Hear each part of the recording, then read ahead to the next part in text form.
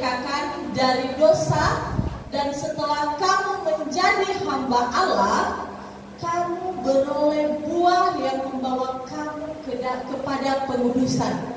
Dan sebagai kesudahannya ialah hidup yang kekal. Ya. Dan sebagai kesudahannya adalah hidup yang kekal.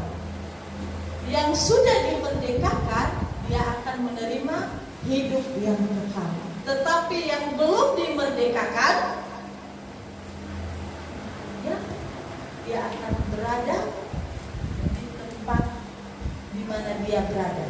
Bapak Ibu yang terkasih dalam Tuhan, saat ini saya mengambil tema ini bukan secara kebetulan. Tahun kemarin juga saya juga khotbah tentang kemerdekaan di bulan Agustus. Waktu itu kalau nggak salah Bapak Ibu Gembala lagi pelayanan di luar kota. Saya juga mengambil tema tentang kemerdekaan, tapi di ayat yang berbeda. Apa yang dimaksud dengan kemerdekaan? Apa yang dimaksud dengan merdeka? Itu luas. Saya buka kamus bahasa Indonesia, dikatakan bahwa kemerdekaan berasal dari kata merdeka yang artinya adalah terbebas, memiliki kebebasan. Bangsa yang merdeka adalah bangsa yang terbebas dari belenggu penjajahan. Kalau secara bangsa yang dijajah itu nggak enak banget. Kalau dulu dengar dari cerita almarhum nenek saya, katanya itu nggak enak banget dijajah. Kenapa nggak enak dijajah? Kita kerja bukan untuk diri kita, tetapi untuk penjajah. Udah kerja masih dipukulin. Udah kerja, hasilnya bukan untuk pribadi kita. Kita kerja, udah capek-capek siang dan malam, tetapi bukan kita yang menikmati. Itu adalah orang yang dijajah. Saya tidak percaya semua kita di sini telah merdeka, ya. Atau ada yang belum merdeka? Kayaknya ada yang sedih-sedih, saya kurang tahu, ya. Nanti kita bicarakan. Banyak sekali yang merasa diri sudah merdeka, tetapi sebenarnya belum merdeka. Mengapa saya katakan seperti itu, Bapak Ibu yang terkasih dalam Tuhan? Banyak sekali yang merasa dirinya, oh saya sudah merdeka. Merdeka secara jasmani, tetapi rohaninya belum merdeka. Banyak di antara kita yang merasa dirinya, aku lebih hebat dari yang lain. Bapak Ibu yang terkasih dalam Tuhan, secara alkitabiah, arti kemerdekaan adalah perkataanmu itu bisa membangun, bisa juga menjatuhkan.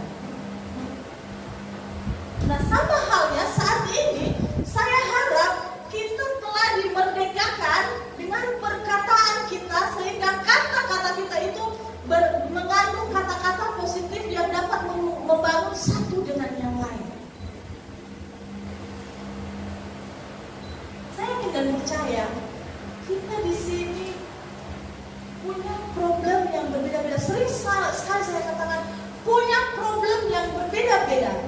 Tetapi ingat, walaupun kita punya masalah yang sama, ingat, Tuhan memberi solusi yang berbeda.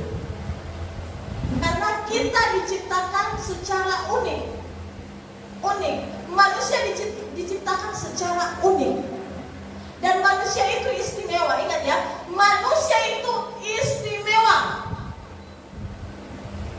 Keistimewaan pertama secara garis besar, ya, manusia kalau menikah ada prosedurnya. Manusia kalau menikah ada prosedurnya. Yang pertama itu kalau secara di GGP Mersias harus ikut konseling pranikah, terus setelah ikut konseling pranikah harus punya surat baptisan, terus baru boleh diberkati di gereja. Tetapi ingat, Kalau hewan menikah aja. Atau ada hewan yang menikah dipestakan. Atau ada hewan yang kawin, hewan apa kayak peliharaan kita apa-apa, terus dipestakan, ada. Pernah lihat gitu? Ada. Dipestahin apa?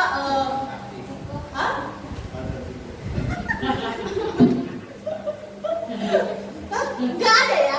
Makanya saya katakan tadi, manusia diciptakan secara istimewa. Manusia diciptakan unik. Tumbuhan pun kawin nggak dipestakan kan? Nggak ikut pun saling perhatikan. Ya. Tumbuhan, hewan ciptaan Tuhan yang lainnya, ketika kawin aja. Tetapi kalau manusia, kalau ciptaan Tuhan itu yang paling mulia, itu namanya manusia, harus melakukan prosedur-prosedur yang saya katakan tadi. Makanya kalau mau menikah, jangan lihat enaknya saja.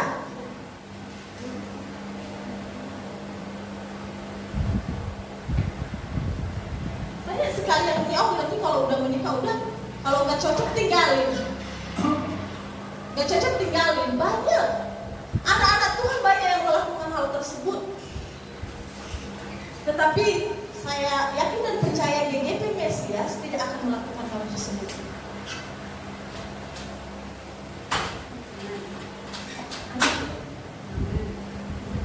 Bapak Ibu yang terkasih dalam Tuhan, kecocokan atau tidak kecocokan, kesalahpahaman boleh saja terjadi.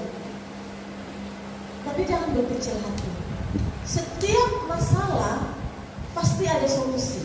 Tidak ada masalah yang tidak ada solusi.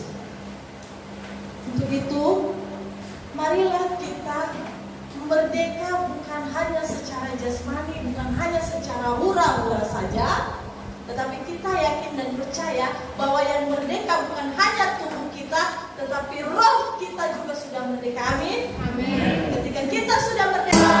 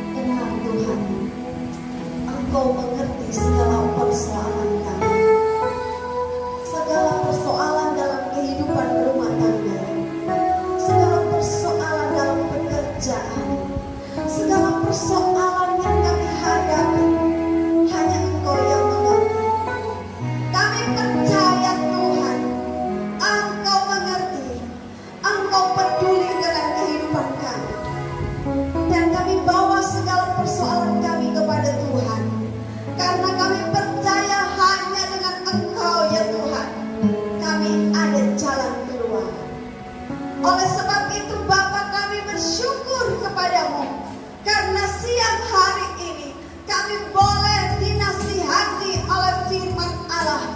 Kami boleh diingatkan oleh firman Allah bahwa sesungguhnya ya Tuhan, Engkau sudah memerdekakan kami. Dan kami mau bersyukur kepadamu atas kemerdekaan yang Engkau berikan kepada kami. Kemerdekaan dalam